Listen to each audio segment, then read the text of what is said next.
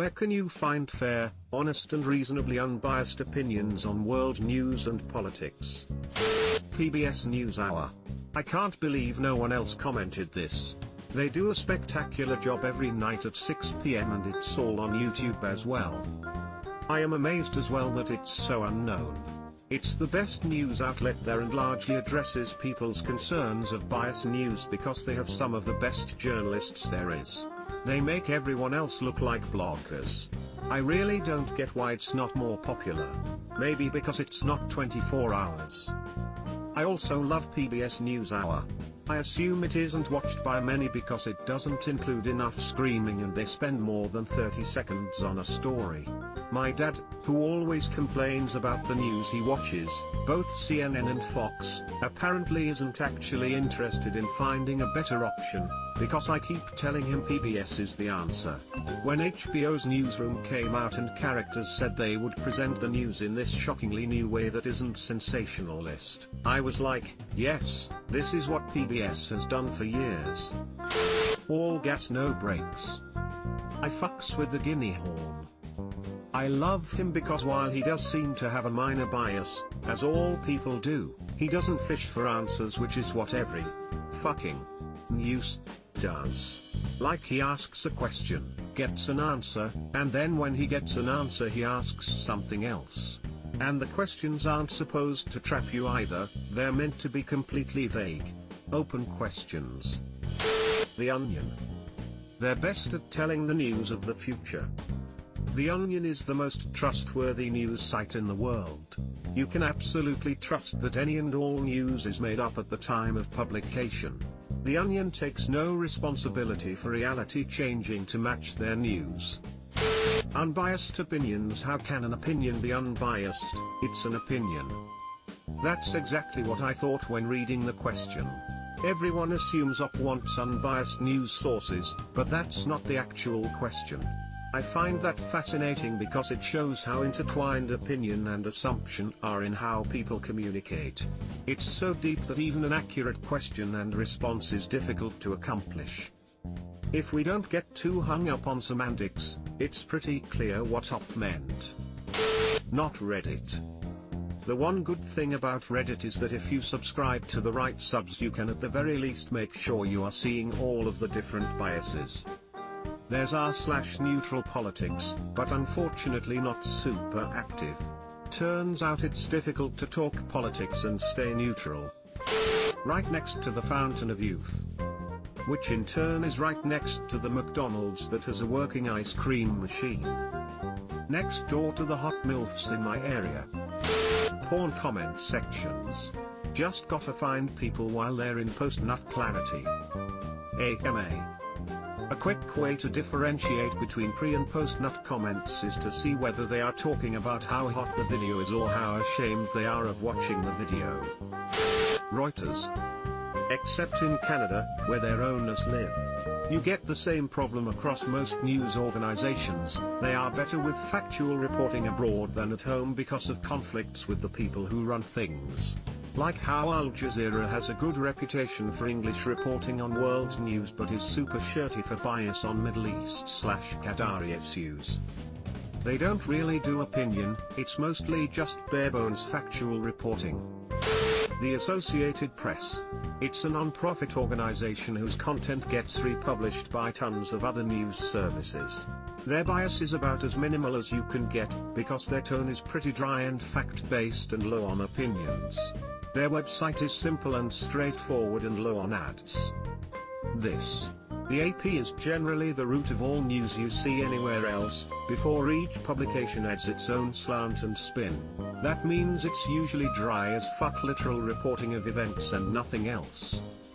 Agree. AP is as close as you can get.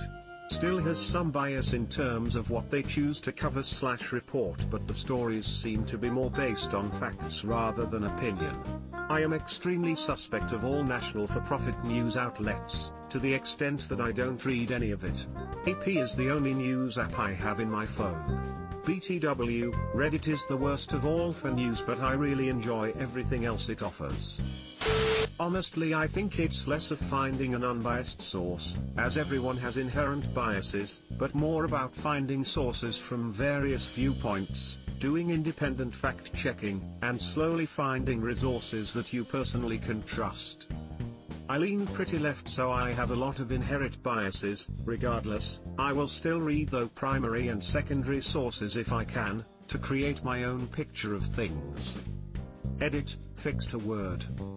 Doing independent fact-checking sounds nice, but in practice, this means people Googling until they find some crank with a blog that tells them what they want to hear. This naive notion of average people doing effective, meaningful research has contributed greatly to our current post-truth world. That's not practical though for most people. If you're expected to fact-check everything by yourself independently, you would never have time for anything, and your fact-checking would always be surface level at best.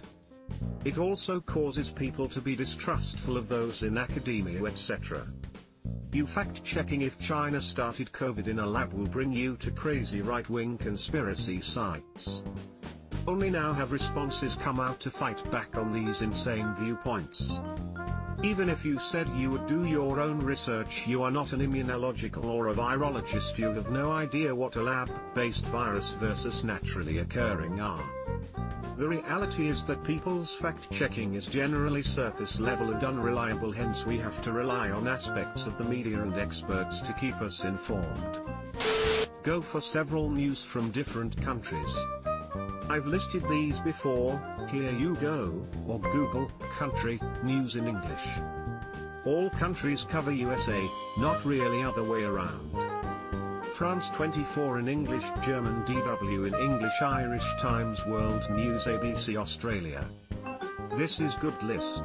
I use other countries' public fund news as a great barometer for what's really going on in the news that day. Unfortunately, the ABC has been gutted by the Australian government over the last 6 years. ScoMo also appointed Ita Buttrose, formerly of News Corp, as its chair a few months ago to try and put the nail in the coffin. I go to The Guardian for my news now. There's always bias in the media. The best way to find what you're looking for is to read multiple sources and find similarities between them. I'll update if I find a better response. I keep a spreadsheet that ranks sources and details their format, general biases, and who owns them. PBS NewsHour has worked out best for me. And also apply basic common sense and logic. Don't view things based on what you want to be true. Not Reddit, absolutely not Reddit. That's just, like, your reasonably unbiased opinion, man. I fact-check for a living, and the key for me is not just one source, but many. I like to look at the AP, Reuters, the BBC, Wikipedia, Media Bias Fact Check. .com, and, depending on the story, sometimes Reddit and Twitter. Wikipedia has an army of devoted fact-checkers behind it that meticulously watch its content, and the pages nearly always have a warning if they are not sourced, have been recently edited, or have disputed/unverified sources. Also, you have a list of all the references at the bottom. That makes verification quite easy. All sides. .com can show you how things get spun different ways. There are a few sources that have already been mentioned that show bias as well. They are helpful. I check hashtags on Twitter and Reddit when maybe there isn't a lot available about a story yet. I look for people who were there. Although people as witnesses are unreliable, I use it to verify just the existence of the story. Although many people on both outlets are unreliable, I've been around both long enough to know how to skim accounts and check the reputation of the account to judge its trustworthiness. I'd like to mention that biased news outlets aren't useless. You can look at a story from both sides and see what they both report, which gives you a good idea of what the actual facts are. A little bias is not a bad thing, we all have ideological differences. Two people can disagree, but both be right. It isn't logical, it's psychological. Edit, I wanted to add, all opinions are biased. I was looking through this whole thread for an answer like this. Former journalist who worked briefly at a wire service here, and this is correct, it takes a variety of sources to authenticate a story. In reality, nearly all established non-sensationalist agencies strive to limit bias, knowing that there is always some that will remain.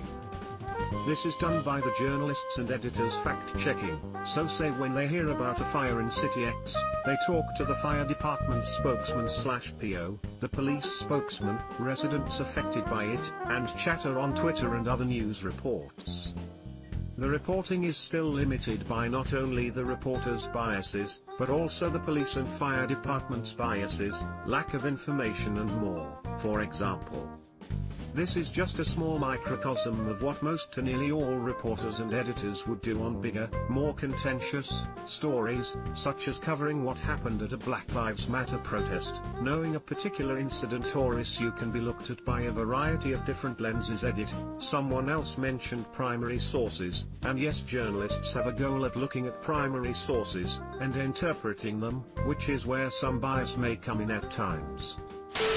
Subscribe for more hot Reddit takes in your inbox, guaranteed.